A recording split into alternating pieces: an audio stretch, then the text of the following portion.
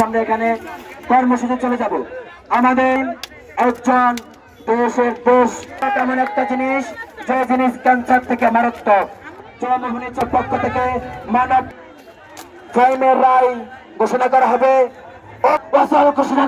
রায় ঘোষণা করা হবে। ওই দিন আমরা সবাই মেন রোড সকালে অবরোধ করে রাখবো ইনশাআল্লাহ। আমরা এক কথায় বুঝি, আমার ভাই হত্যাকে দেখে ফাঁসি দিতে হবে। আপনার মাধ্যমে এই বাইন, এই 15 বছরের একটা বাচ্চা, 10 বছরের 10ম শ্রেণীর ছাত্র, আপনার মাধ্যমে আমরা এই বাইনকে যেন যারা খুন করেছে তাদের বিচার যেন অতি দ্রুত গতিতে যেন করা হয়।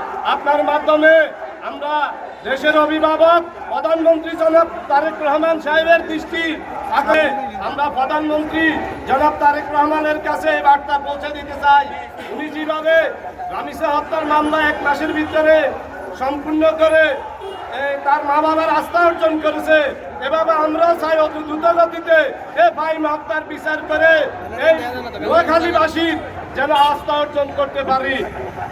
আমার ভাগিনাকে এলো পাতালি ভাবে উনি হরিংস তার সঙ্গীরা ওই আমার ভাগিনাকে এলো পাতালি ছুরি দিয়ে কাটা দিয়ে হানা করতে থাকে, ওইখানে সেই মৃত্যুবরণ করায়। আমি মাননীয় জেলা প্রশাসক মহোদয়কে ধন্যবাদ জানাই।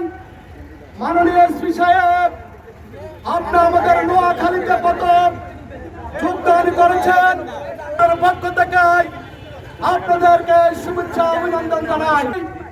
দীর্ঘদিন যাবৎ সেখানে মাদক ব্যবসা করে আসছিল, এলাকাতে খবর নিয়ে দেখেন আপনার বাহিনী সেখানে আছে, আপনার কাছে আকুলতাম থাকবে। আমার বয়স 53, আমি এই বেগমগঞ্জের সন্তান। আমি কন্ডাক্টর মুশারফ বলছি, আমার বয়সে বেগমগঞ্জে কখনো কোনো হানাহানি, কোনো মারামারি, কোনো সন্ত্রাসী গুন্ডার রাহাজানি দেখি নাই। আজকে কিছুদিনের মধ্যেই, কয়েক মাসের মধ্যেই এই বেগমগঞ্জে হানাহানি, কাটাকাটি, মানুষের কোনো জনের নিরাপত্তা নেই। তাই আপনার কাছে আকুল আবেদন থাকবে, অতীতের মতো নোয়াখালীকে শান্ত একটা নোয়াখালী হিসেবে রূপান্তরিত দেওয়ার জন্য, মানুষদেরকে শান্তিতে ঘুমানোর জন্য এসপি মহোদয়ের কাছে আকুল আবেদন জানাচ্ছি। আপনি আপনার বাহিনী দিয়ে যেইভাবে হোক নোয়াখালীকে তথা বেগমগঞ্জকে শান্তি একটা উপজেলা হিসেবে রাখার জন্য আপনার কাছে আকুল আবেদন জানাচ্ছি। সম্মানিত ভাইরা, এসপি সাহেব, মাননীয় ডিসি সাহেব, মাননীয় এসপি সাহেব, প্রশাসনের উদ্যোক্তার কর্মকর্তা দৃষ্টি আকর্ষণ করছি। গত কিছুদিন আগে শানবাগের গৌরব, শানবাগের কৃতি সন্তান, বারবার নির্বাচিত এমপি, আপনাদের আমাদের সকলের আপনজন জনাব জলালউদ্দিন ফারুক সাহেব ফেসবুকে লাইভে এসে বলেছিলেন এই খুনি হারুনকে 6 মাসের আগে এমপি সাহেব নির্দেশনা দিয়েছেন এই খুনিকে গ্রেফতার করার জন্য, কিন্তু প্রশাসন গাফিলতি করেছে বিদায় আজকে এমপি সাহেব জবান আপনারা শুনেছেন।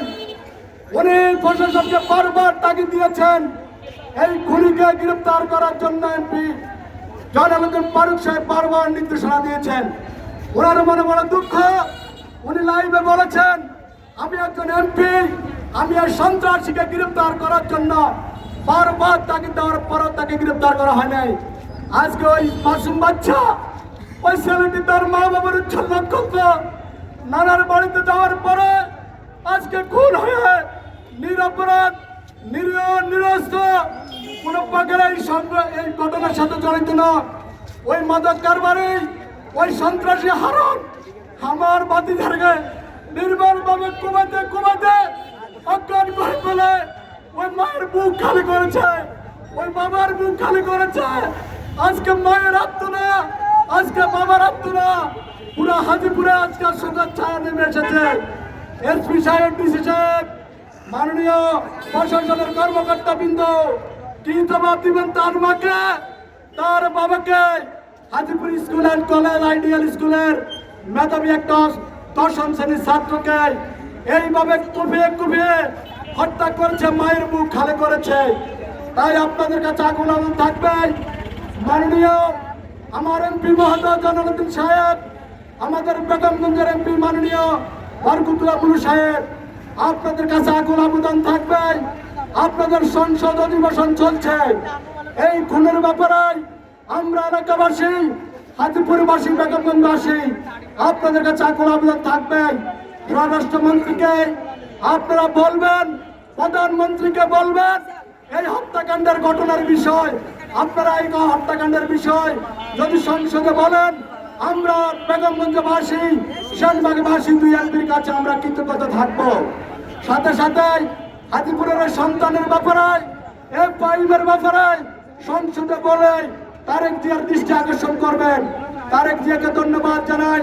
তিনি ঢাকা ওই একজন ছাত্রীকে যখন দর্শনের পর হত্যা করা হয়েছে, এক মাসের মধ্যে তাকে ফাঁসির রায় দেওয়া হয়েছে। ওই রমেশের মা খুশি, বাবা খুশি। তারেক জিয়াকে ধন্যবাদ জানাই। স্বরাষ্ট্রমন্ত্রী সাহেব, আপনি স্বরাষ্ট্রমন্ত্রী হয়েছেন, আপনার কাছে আকুল আবেদন থাকবে। রমেশের বাবাকে যেভাবে খুশি করেছেন, ওই যে বাবাকে খুশি করেছেন, মাকে খুশি করেছেন, দেশবাসীকে খুশি করেছেন, ওই তারেক জিয়ার প্রতি স্বরাষ্ট্রমন্ত্রী আকুল আবেদন থাকবে।